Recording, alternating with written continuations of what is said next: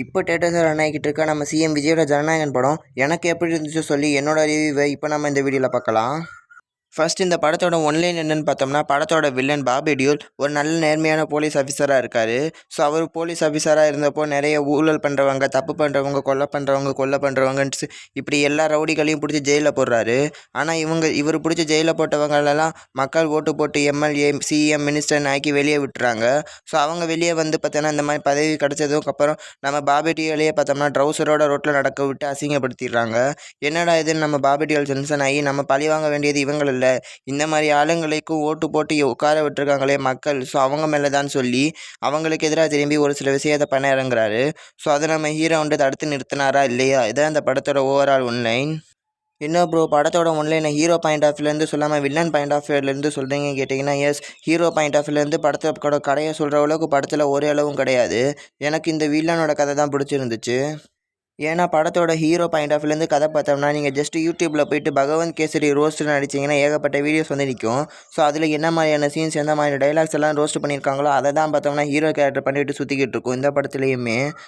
So already நீங்கள் பகவந்த் கேசரியை பார்த்து ஆளாக இருந்தீங்கன்னா இந்த படத்தை பார்த்தீங்கன்னா ஃபர்ஸ்ட் ஹாஃப் வரைக்குமே என்னடா இது, நான் மறுபடியும் பகவந்த் கேசரியை தான் பார்த்துக்கிட்டு இருக்கேன், அப்படியே ரீமேக் தான் பண்ணி வச்சுருப்பாங்க.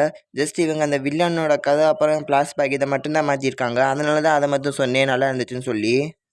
நெக்ஸ்ட் இந்த படத்தோட பாசிட்டிவ்ஸ் பார்த்தோம்னா அனிருத். ஸோ கண்டிப்பாக அனிருத் எந்தெந்த படத்தில் இருக்காரோ அதெல்லாம் பாசிட்டிவில் போட வேண்டியது தான். மெயினாக இவரோட பேக்ரவுண்ட் ஸ்கோரில் ஃபாரஸ்ட் சீன் வரும், அங்கே ராவண மவுண்டா 2.1 போட்டு ஒரு பிஜிஎம் வரும். ஸோ அதெல்லாம் பார்த்தோன்னா உண்மையாகவே பிளாஸ்ட்டாக இருந்துச்சு. நெக்ஸ்ட் பாசிட்டிவ்னா இவங்க அந்த ஃப்ளாஷ்பேக் சீன் தான். ஏன்னா இவங்க பார்த்தோம்னா பகவந்த் கேஸ்லேருந்து வெளியே வந்து இவங்களாம் சொந்தமாக எழுதி உருவாக்குனது தான் அந்த ஃப்ளாஷ்பேக் சீன். ஸோ அதனாலேயே அது மட்டும்தான் நல்லா இருக்குது. ஸோ அதை தாண்டி படத்தில் எதுவுமே நல்லா இல்லை. ஸோ எனக்கு பாசிட்டிவ் சொல்கிற அளவுக்கு இந்த படத்தில் பார்த்தோம்னா முட்டு கொடுக்குற அளவுக்கு எதுவுமே நல்லா இல்லை. நெகட்டிவ் சொல்கிறதுக்கு தான் நிறையவே இருக்குது. ஃபஸ்ட்டு இந்த படத்தோட மெயின் நெகட்டிவே பார்த்தோம்னா பகவந்த் கேசரி படத்தை இவங்க ரீமேக் பண்ணி வச்சது தான். ஏன்னா கிட்டத்தட்ட படத்தோட ஃபஸ்ட் ஹாஃப் வரைக்குமே பார்த்தோம்னா பகவந்த் கேசரி என்ன இருக்குமோ அதை தான் இங்கேயும் ஓடிக்கிட்டு இருக்கு. சரி, டைலாக்ஸ் ஏதாச்சும் மாற்றி தொலைஞ்சிருக்காங்களான்னு கேட்டோன்னா அதே டைலாக்ஸை இங்கே தளபதியும் பேசிக்கிட்டு இருக்காரு. ஸோ இதெல்லாம் பார்க்குறப்போ என்னடா இது மாதிரி தான் போர்டு தான் அடிச்சுக்கிட்டு உட்காந்துருந்தேன் ஃபஸ்ட் ஹாஃப் வரைக்குமே. நெக்ஸ்ட் இன்னொரு மைனஸான பட்டது, எதுக்கு இந்த படத்துக்கு 500 கோடி பட்ஜெட் போட்டு எடுத்து வச்சிருக்காங்கன்னே தெரியல. ஏன்னா படத்தில் 500 கோடி அளவுக்கு ஏதாச்சும் இருக்கான்னு கேட்டால் அந்த கிளைமேக்ஸில் வர அந்த ரோபோ ஃபைட் சீன் மட்டும்தான் இருக்குது. அதை தாண்டி எதுவுமே கிடையாது. அதுவும் பார்த்தோன்னா ஒரு பெருசாலாம் கிடையாது. ஸோ பட்ஜெட்டை பொறுத்த வரைக்கும் இந்த படத்துக்கு 500 கோடி பட்ஜெட் தேவையே கிடையாது.